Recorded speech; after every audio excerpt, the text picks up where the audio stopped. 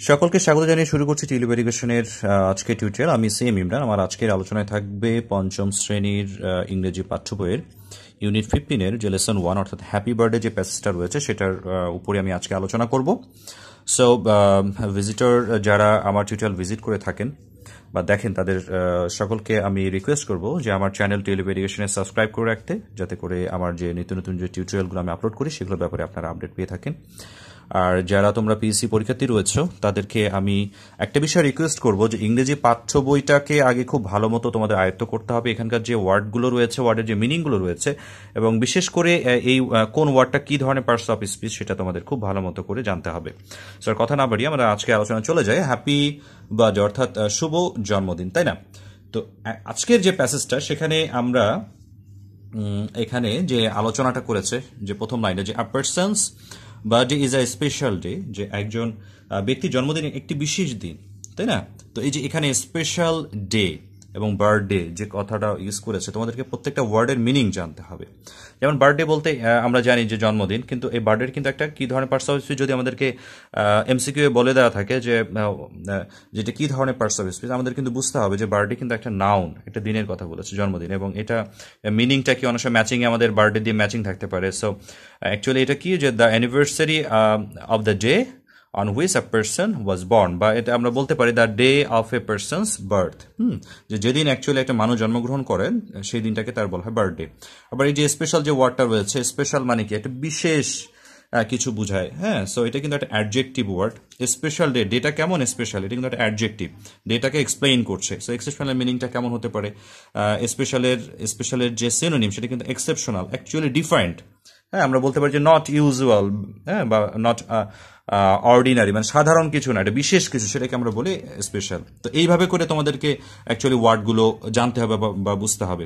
শুধু যে পিএসসি পরীক্ষার্থীর জন্য, মানে পিএসসি মানে পরীক্ষা দেওয়ার জন্য যে তোমরা একটা ওয়ার্ড পড়বা, এভাবে করে যদি পড়ো তাহলে প্রত্যেকটা ক্লাসেই তোমাদেরকে ওয়ার্ড সম্পর্কে ধারণা রাখতে হবে, বুঝতে হবে, এরকম করতে হবে। সো অ্যাকচুয়ালি আমরা একটা যখন কোনো শব্দ পাবো সেই শব্দটার নেচারটা আমাদেরকে বুঝতে হবে, যে ওয়ার্ডের মিনিংটা কি এবং এটা কি ধরনের parts of speech. Okay, this is the date when the person was born. হ্যাঁ, দিস দ্য ডেট মানে এই তারিখেই অ্যাকচুয়ালি একজন ব্যক্তি জন্মগ্রহণ করেছিল বা ব্যক্তিটি জন্মগ্রহণ করেছিল বা জন্মগ্রহণ করে। হ্যাঁ, this is the day when the person was born, যে ব্যক্তিটি এই তারিখে অর্থাৎ তার বার্থডেতেই কিন্তু জন্মগ্রহণ করে। Okay, people around the world celebrate birthdays in different ways. সারা পৃথিবীর বিভিন্নভাবে বিভিন্ন লোকেরা জন্মদিনটা উদযাপন করে থাকে। এই সেলিব্রেট যে ওয়ার্ডটা রয়েছে, সেলিব্রেট মানে উদযাপন করা, এটা কিন্তু অ্যাকচুয়ালি একটা ভার্ব। আমরা সেলিব্রেটের সিনোনিম হিসেবে পড়তে পারি অবজার্ভ। অবজার্ভ মানেও উদযাপন করা, মানে সারা পৃথিবীতেই, অ্যারাউন্ড দ্য ওয়ার্ল্ড মানে সারা পৃথিবীতেই বা বিশ্বব্যাপী। পিপল সেলিব্রেট বার্থডে, মানুষজন কি করে, যে বার্থডে সেলিব্রেট করে, উদযাপন করে, ইন ডিফারেন্ট ওয়েজ, বিভিন্নভাবে করে। In many countries people celebrate with a cake, বিভিন্ন দেশে, ইন মেনি কান্ট্রিজ বিভিন্ন দেশে কি করে, বা অনেক দেশে লোকেরা কেক দিয়ে এটি উদযাপন করে থাকে। Okay, there are candles on the cake, যে কেকের উপরে মোমবাতি থাকে। There is one candle for each year of the person's life. তার মানেটা হচ্ছে যে মানে প্রত্যেক বছরের জন্য একটি করে মোমবাতি দেওয়া থাকে, ব্যক্তির মানে জীবনের প্রত্যেকটা বছরের জন্য একটি করে ক্যান্ডেলস অর্থাৎ একটি করে মোমবাতি দেওয়া থাকে। তার মানে যদি কারো জন্মদিন, এটা যদি ৫ম জন্মদিন হয় তাহলে তার এখানে কেকের উপরে ৬০টা অ্যাকচুয়ালি ক্যান্ডেল থাকবে। যদি কারো ৫ম জন্মদিন হয়, হ্যাঁ, তাহলে সেখানে 5টা ক্যান্ডেল থাকবে। এটা হচ্ছে এর মিনিংটা এক্সপ্রেস করছে। Okay, people sing a song for the person, মানুষরা কি করে, ওই ব্যক্তিদের জন্য গান গায়। At the end of the song, the person blows out the candles. গানের শেষে দ্য পার্সন ব্যক্তিটি কি করে, blows out the candles, মোমবাতিগুলো নিভিয়ে ফেলে। blows out মানে কিন্তু নিভিয়ে ফেলা, এটা কিন্তু একটা ভার্ব, মনে রাখতে হবে। ওকে, তারপর কি বলছে যে in some countries there is often a party for a child's birthday. Okay, so কি বলছে এখানে, যে কিছু দেশে এটা শিশু জন্মদিন উপলক্ষে পার্টির আয়োজন করা হয়ে থাকে। অ্যাকচুয়ালি পার্টি বলতে অনুষ্ঠান, আর চাইল্ড মানে তো আমরা জানি শিশু। জন্মদিন উপলক্ষে কি করা থাকে, অনুষ্ঠানের আয়োজন করা হয়ে থাকে। তো এখানে অফেন যে ওয়ার্ডটা আমাদের রয়েছে, অফেন ওয়ার্ড মানে এটা কিন্তু অ্যাডভার্ব অফ টাইম। এটার যে সিনোনিম সেটা কিন্তু রেগুলারলি হতে পারে বা ইউজুয়ালি হতে পারে, ঠিক আছে। তারপর কি বলছে, the child's friends come to the home, হ্যাঁ, যে শিশুটির যে বন্ধু বান্ধব তারা বাড়িতে আসে। ওকে, তারপর কি, যে there is special food like sweets, মিষ্টি জাতীয় কিছু বিশেষ খাবার থাকে। এটি আবার স্পেশাল কথাটা এসছে। The children play games and sing, হ্যাঁ, ছেলেমেয়েরা বা কি করে, বাচ্চারা কি করে, প্লে গেমস, খেলাধুলা করে এবং গান গায়। The friends often bring a birthday gift for the child, friends মানে বন্ধুরা প্রায় কি করে, যে শিশুটির জন্য জন্মদিনের উপহার নিয়ে আসে। গিফট মানে কিন্তু উপহার, হ্যাঁ, প্রেজেন্ট দেয়া, প্রেজেন্ট। গিফট মানে কিন্তু প্রেজেন্ট, স্পেশাল অকেশনে আমরা কাউকে যেটা দেই সেটা কি বলা হয়, তার গিফট। ওকে, তারপর কি বলা হচ্ছে, যে the gifts are wrapped in colourful paper, উপহারগুলো রঙিন কাগজে মোড়ানো থাকে। র্যাপ মানে হচ্ছে মোড়ানো বা আচ্ছাদিত থাকা বা আবৃত করে রাখা, যেমনটা এখানে আমাদের ছবির মধ্যে দেখানো হয়েছে, রঙিন পেপার দিয়ে আবৃত করে রাখা হয়েছে। কালারফুল মানে হচ্ছে বিভিন্ন রঙের, এটাও কিন্তু একটা অ্যাডজেক্টিভ, ঠিক আছে। আর র্যাপ কিন্তু এটা একটা ভার্ব, মনে রাখতে হবে। এখানে পাস্ট টেন্স করা আছে, পাস্ট পার্টিসিপল করা আছে actually. The gift may be a toy, a book or some clothes, উপহারগুলো হতে পারে কি, খেলনা হতে পারে, বই হতে পারে, অথবা কিছু পোশাক হতে পারে, সাম ক্লোথস। ওকে, পোশাক হতে পারে। In some countries the friends don't bring gifts, কিছু দেশে বন্ধুরা উপহার নিয়ে আসে না। এটা হচ্ছে তাদের কালচার হতে পারে, যে সেই দেশে গিফট নিয়ে আসার কোনো সিস্টেম নাই বা এরকম কোনো কালচার নাই। Okay, the most important thing is to enjoy the day and spend time with friends and family, সব থেকে গুরুত্বপূর্ণ যে ব্যাপারটা সেটা হচ্ছে যে দিনটিকে উপভোগ করা এবং বন্ধু বান্ধব পরিবারের সাথে সময় কাটানো। এনজয় মানে উপভোগ করা, এনজয় উপভোগ করা, এটা একটা verb. Enjoy the day and spend time, spend অতিবাহিত করা, কাটানো, সময় কাটানো, এটাও কিন্তু একটা verb. With friends and family, অর্থাৎ বন্ধু বান্ধব এবং পরিবারের সাথে দিনটি উদযাপন করা বা সময় কাটানোই কিন্তু এই দিনের একটা বিশেষ লক্ষ্য। তো এই ছিল আমাদের প্যাসেজ। এখান থেকে আমরা কিছু ওয়ার্ডকে ফোকাস করলাম, এগুলো মনে রাখতে হবে।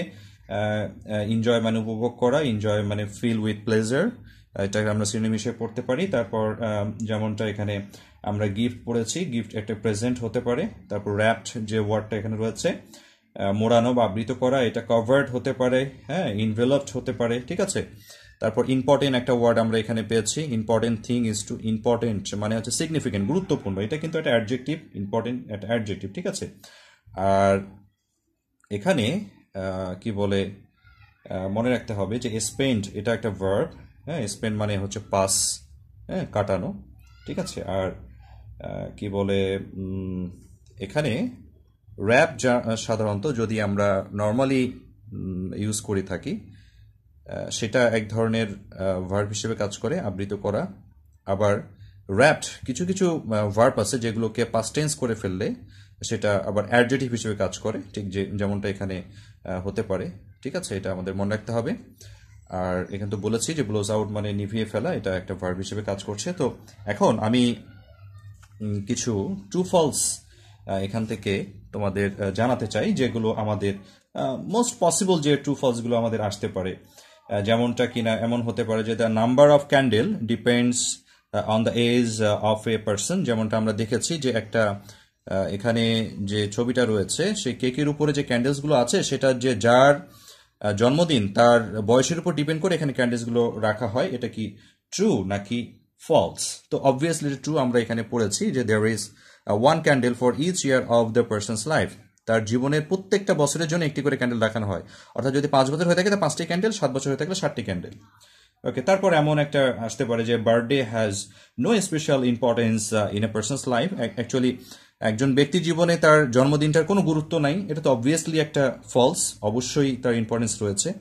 আবার এরকম আসতে পারে যে sometimes in some countries people arrange a birthday party for their children's birthdays, হ্যাঁ, যে বিভিন্ন দেশে অনেক সময় বাচ্চাদের জন্য কি করা হয়ে থাকে, তার জন্মদিনের জন্য পার্টি আয়োজন করা হয়ে থাকে। হ্যাঁ, এটা অবভিয়াসলি ট্রু, এখানে বলা হয়েছে ইন সাম কান্ট্রিজ, মনে রাখতে হবে সাম কান্ট্রিজ। এই সামের জায়গায় যদি জাস্ট এখানে এই ওয়ার্ডটাকে চেঞ্জ করে বলে দেওয়া থাকে in every countries there is often a party for a child's birthday, just সামটাকে চেঞ্জ করে যদি এভরি দিয়ে দেয়, সো তোমাদেরকে বুঝতে হবে সাম এবং এভরি মিনিংটা আলাদা। সাম মানে কিছু কিছু দেশে, আর এভরি মানে প্রত্যেকটা দেশে।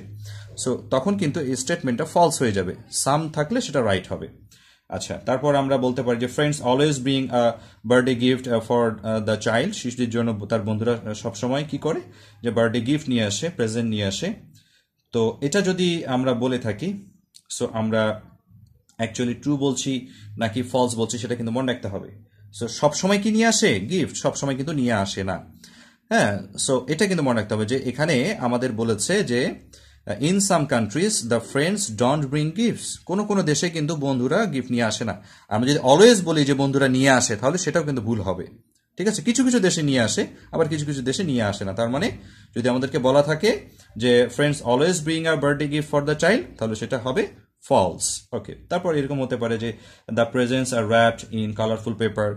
উপহারগুলো কি বিভিন্ন ধরনের কি বলে রঙিন কাগজে মোড়ানো থাকে। হ্যাঁ, অবভিয়াসলি এটা ট্রু।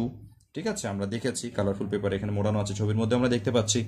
তারপর এমনটা হতে পারে যে in a few countries people celebrate birthday with a cake. কিছু দেশে মানুষেরা কি করে যে বার্থডেটাকে কেক দিয়ে সেলিব্রেট করে। যদি আমরা এভাবে বলে থাকি তাহলে সেই স্টেটমেন্টটা আমাদের ফলস হবে। ইন ফিউ কান্ট্রিজ হবে না, ইন মেনি কান্ট্রিজ।